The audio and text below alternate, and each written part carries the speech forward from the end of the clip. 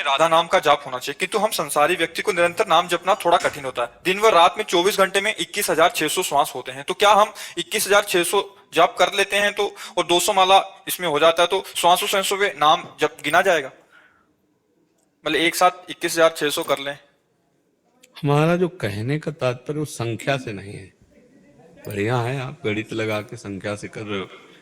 मान लो आप जिस समय प्राण निकलने का समय है और संख्या आपकी पूरी हो गई पहले, और उस समय आपका चिंतन किसी विषय का चल रहा है, स्त्री पुरुष मकान धन कोई वस्तु व्यक्ति स्थान का, तो आपकी सदगति में बाधा हो जाएगी ना।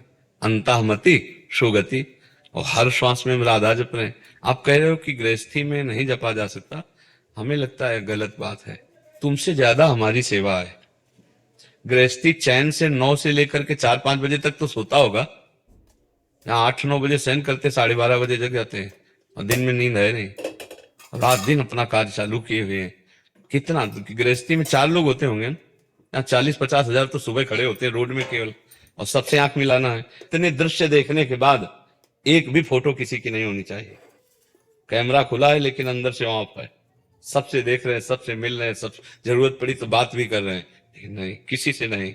अपने इष्ट के चिंतन में आप लोगों से मिल रहे हैं। अभी चल ही रहा है वो सत्संग सब करके, फिर भी चल रहा है। तो आपका गृहस्थी में इतना काम तो है नहीं, क्योंकि शरीर प्रधान कार्य गृहस्थी में होता है। गृहस्थी में शरीर प्रधान। आप ऑफिस भी जाओगे तो बराबर 4 घंटे प्रवचन नहीं देने हैं। 10 मिनट बाद की फिर चुप हो गए तो उस समय चल रहा है राधा राधा राधा। और जब आप ऐसे चलाओगे तो हम जैसे तुमसे बात कर रहे हैं, तुम्हारे दिमाग में भी वही बसा हुआ है, राधा राधा राधा राधा। तो हम जप नहीं रहे लेकिन चल रहा है, जैसे धड़कन चल रही, जैसे श्वासें चल रही, ऐसे नाम चल रहा है।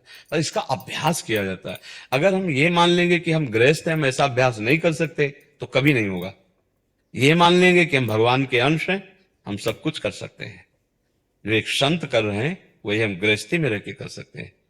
क्या नहीं होता संत में? क्या संतों का भोजन नहीं बनता? संत कपड़ा नहीं पहनते? क्या संत मकान में नहीं रहते? अंतर यह है कि वो किसी से संबंध नहीं रखते, और गृहस्थी में संबंध रखा जाता है, भाव में अंतर। तो क्या अंतर से तुम वैसे गृहस्थी में नहीं रह सकते? भाई अगर तुम्हारे घर में रहते होते तो 4-5-6 लोग होंगे, 10 लोग, 4 लोग हैं, 400 लोग हैं, सैकड़ों बच्चियां, सैकड़ों संत बच्चे, सब पूरे, और सबके दिमाग पर हमारा शासन है।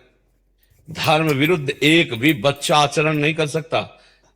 वो पूरे परिवार को जैसे संभाल के चला जाता ना। अच्छा, ये तो हुई हमारे घर में रहने वाले।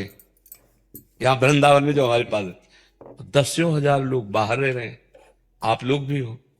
अगर आप वास्तविक भाव से अगर मानोगे कि संत गुरु या कुछ, तो आप गलत करने की सोचोगे तो तुम्हारे दिमाग में प्रेमानंद छाया हुआ मिलेगा, और डर लग जाएगा कि यार नहीं, अगर दोबारा सामने गए तो फिर हमें डांट लग जाएगी, अब गलती नहीं करूंगा।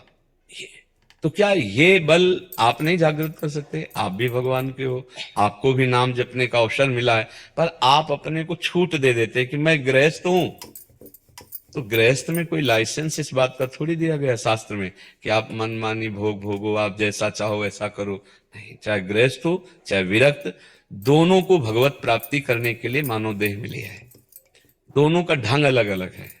आपको काम सताया तो धर्म पूर्वक अपनी पत्नी से, आपको मोह सताया तो धर्म पूर्वक अपने पुत्र से, लोभ सताया तो धर्म पूर्वक धन कमा करके।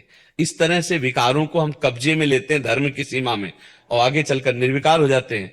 और वैरागी को वो पहले से ही प्रथम से ही त्याग शब्द से, क्योंकि त्यागी वैरागी है ना, वो त्याग से सर्वस्व त्याग करता हुआ उस ऊंचाई पर पहुंच जाता है। उसी ऊंचाई पर आपको पहुंचना है, पर आंतरिक राग का त्याग करना। अगर आप अपने को गृहस्थ मान लेंगे तो गड़बड़ हो जाएगा। गृहस्थ पहले आप मानो भगवान के आप अंश हैं। आप गृहस्थ धर्म का पालन कर, आप गृहस्थ नहीं, आप गृहस्थ धर्म का पालन कर रहे हैं। आप भगवान के अंश हैं, आप गृहस्थ धर्म का पालन कर रहे हैं, तो आप जीत जाओगे। और आपने अपने को गृहस्थ मान लिया तो छूट दे दोगे कि ये तो सब काम बाबा जी का है कि आप निरंतर भजन करो, हम तो गृहस्थ हैं। एक जो आप एक गणना करके जप कर रहे हो, ये बड़ी श्रेष्ठ बात है। पर चूक की बात यह है कि गणना पूरी होने के बाद जब हमारा जो श्वास खाली जा रही, उस समय हमारी मृत्यु हो गई, तो हमें अगला जन्म लेना पड़ेगा। जैसे हिरण का चिंतन हुआ तो अगला जन्म हिरण का हुआ। तो अंतःमति शोगति। मुझे चाहिए कि हर श्वास में अभ्यास करो, हो जाएगा। करत करत अभ्यास के जड़मत होत सुजान, रस्सी आवत जात ही सिल पर होत निशान। तो राधा नाम का निशान पड़ जाएगा बुद्धि में, राधा राधा, अंदर से एक दिव्यता आ जाएगी। फिर भजन करना नहीं पड़ता, रोम रोम भजन करता है, मतलब एक दिमाग हो जाता है, राधा में दिमाग हो जाता है। एक होता है वाचिक जप करना, फिर उपांश जप करना, फिर मानसिक जप करना, फिर रोम रोम में वही, मतलब वो छा जाता है। बात करो, उठते बैठते चलते फिरते खाते बात करते मौन, हर स्थिति में वो भगवदाकार वृत्ति रहती, अखंड भजन रहता। अभ्यास करो, अभ्यास में बहुत बड़ी सामर्थ्य है, बहुत बड़ी सामर्थ्य। देखो, इनका अभ्यास नहीं तो आंख खोल के भी निशाना नहीं लगा सकते। ऐसे अभ्यासी लोग हैं कि आंख में पट्टी बांध दो और वो निशाने पे। एक हमें दिखाया कि एक आदमी को लिटा दिया, आसपास तरबूज रखे और उसके नमक डाल के आंख में पट्टी बांध दी गई और बड़ा भारी वो घन दे दिया गया, हथौड़ा जैसा, वो ठीक उसी पर मार रहा है। मतलब आंख की पलकें बंद है, पट्टी बंद है, जरा सा चूक जाए तो लेटे हुए बंदे के मतलब प्राण निकल जाए, पर उसका ठीक घन जो है थोड़ा है वो उसी पे पड़ रहा है। ये क्या अभ्यास, मतलब आश्चर्य में बात, अभ्यास है ना। तो आश्चर्य में बात की संसारिक कार्य करते हुए, बात व्यवहार करते हुए वो भगवान में अपने चित्त को रखे, संभव है। अभ्यास से सब संभव है। अभ्यास हो जाए तो आंख में पट्टी बांध के गोली मार दे। अभ्यास नहीं है अपने लोगों का, तो जैसे अपने को बंदूक दी है तो लाठी वाला काम भले कर ले लेकिन बंदूक नहीं चला पाएंगे, क्योंकि कभी पकड़े नहीं, कभी चलाया नहीं, कभी अभ्यास नहीं किया। ऐसे ही अपने लोगों ने मन का अभ्यास किया भजन का, तो उसमें प्रवीणता हो गई। अब मन का अभ्यास किया विषयों का, तो भगवान में लगाना बड़ा कठिन है ना। तो अभ्यास योग युक्तेन चेतसा नान्यगामिना, हम ऐसा अभ्यास करें कि हमारा चित्त कहीं जाए ना, बार बार प्रभु में लगा रहे। तो राधा राधा राधा खूब ऐसा अभ्यास कीजिए हर श्वास में, और एक श्वास में कई नाम जपे जा सकते हैं। तभी तो आप 21 वो श्वासों का गणना करके जप लेते हैं। तो हम धीरे धीरे और धनी बने। हम चलते फिरते उठते बैठते ये भय रखें कि कभी भी प्राण निकल सकते हैं। प्राण निकलने की कोई तिथि तारीख हमारे पास है नहीं, और जिस समय प्राण निकले और जो चिंतन किया वही हमें बनना पड़ेगा। तो हम राधा राधा बोलते रहे, तभी काम मन।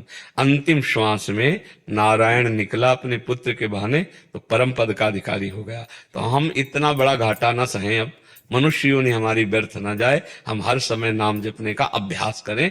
पूर्णता तो भगवान की कृपा से होती है, पर हम प्रयास हम करें।